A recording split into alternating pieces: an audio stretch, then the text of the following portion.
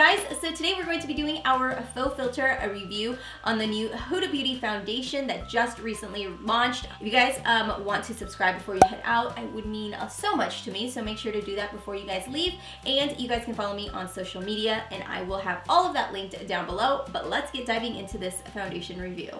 We have here the foundation. I only picked out one shade.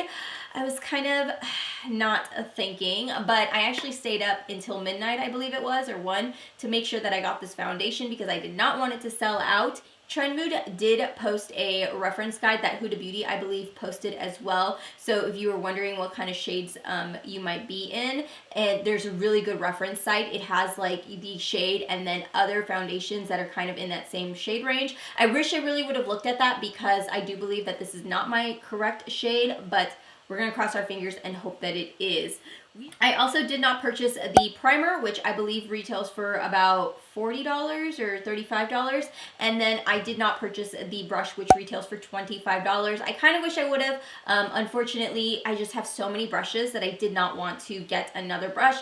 And I normally use a beauty blender to apply my foundations. So this is what the actual foundation looks like once you open it from the packaging. It says Huda Beauty right on the front, and then it's got a fading from black, and then it kind of fades to a see-through bottle, and then it's got a black lid, and it does have a pump, which is very nice. To start off, I'm going to go ahead and I'm going to prime using the Smashbox Pore Minimizing Primer. So we are going to start off by using just one side of our face to see how it applies. You guys can see that I do have some texture. I have some marks from acne. I do have a little bit of darkness underneath my eyes. I'm going to be using the Morphe E6 brush to apply this foundation.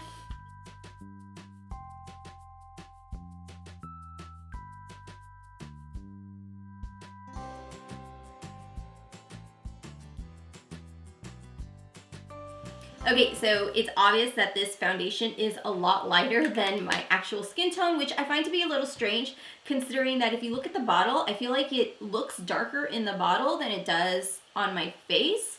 And then when you look at the actual packaging, it's darker. So it is a little bit lighter than expected, but we'll see how it goes. So this here is one application of foundation. I can still see a little bit of scarring and peeking through, but it did even out my skin tone even though it's very light. We're gonna go in with one more layer, like a half a pump. I do feel like my brush is soaking in a lot of the product, so that could be another thing too to keep in mind. So here's what it looked like before and after. Not too shabby. Let me try this with the beauty sponge. I'm gonna try applying this with the beauty sponge and seeing which side I like better. Wow, I feel like you get way more coverage using a beauty sponge than you do with a brush because the brush soaked up so much of that product. Yeah, I did not need this much. This is way more. With winter coming up and stuff, I feel like this foundation might not end up being too light for me. Right now it's obviously way too light, but I can make it work. What I'm going to do now is I'm going to apply the rest of my foundation so you guys can see what everything looks like once it's set up and done. And yeah, so I will be back in just a couple seconds. Well, a couple minutes, but I'll be right back. We are now finished with my entire makeup look. I did film this look in case you guys are wanting to see it. I will have it up after this, so make sure to look in the description box if you guys want to see how I got this eye look. I did use the Huda Beauty palette, the new one, the Desert Dusk palette, sorry. But I did use that palette because I figured why not use a Huda Beauty palette since we're testing out Huda Beauty foundation. So I feel like you could either use a sponge or a brush to apply it with. I did not see that much of a difference, except we noticed that with the sponge, you did get a lot more product on your face rather than this actual brush, which typically happens. I feel like a lot of brushes soak in a lot of product, but once it has all that product soaked in, then it's really easy to work with. Although, in my opinion, I probably would use a sponge more often than not, just because I am somebody that prefers a sponge to apply my foundation.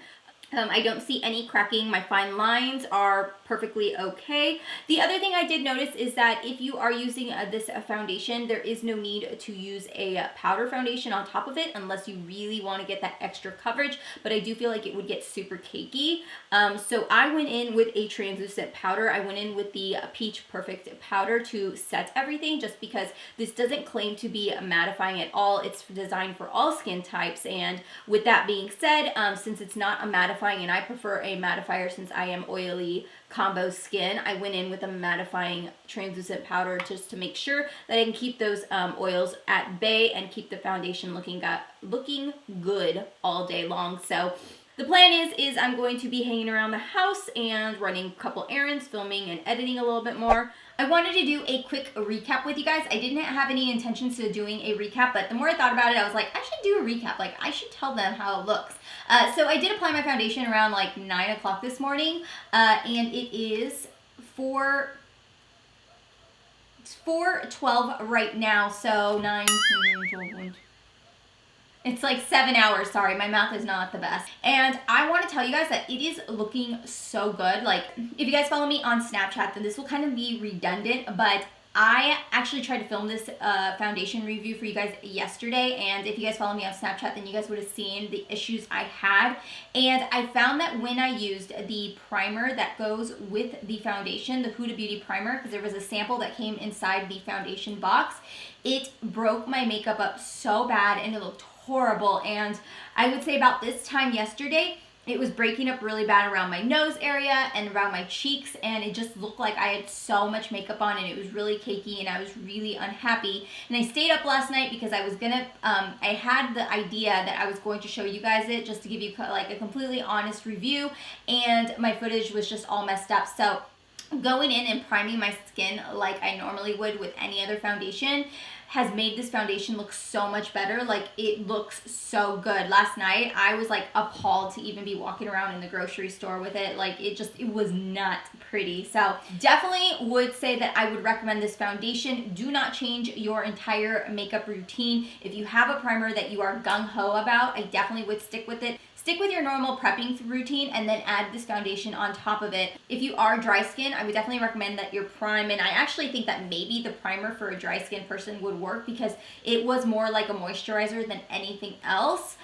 So that's something to keep in mind. So if you are dry skin and you want a primer, or you do like to use primers, maybe try that out. Unfortunately, the primer just did not work for me yesterday, and I feel like it made my entire makeup look horrific. Like, oh, it was horrible. Thank you so much for watching this review. If you guys do plan to buy this foundation, or you did buy this foundation, I want to know your guys' thoughts down below on it. Let me know if you guys have played around with it, if you like it, if you don't like it. Just want to know your thoughts. I'm going to go ahead and I'm going to link Huda Beauty's foundation where I purchased mine through Sephora, but I know there's multiple places you can get it. Also, I will link the reference guide. I think that's really important when you're picking out a foundation. Unfortunately, I didn't have it when I bought mine, but I definitely want to give it to you guys so that in case you guys are looking into investing in this foundation, you guys have that opportunity to look at it before you guys make your purchase. So thank you guys so much for watching. Make sure to subscribe before you guys head out, and I'll see you guys all later. Bye.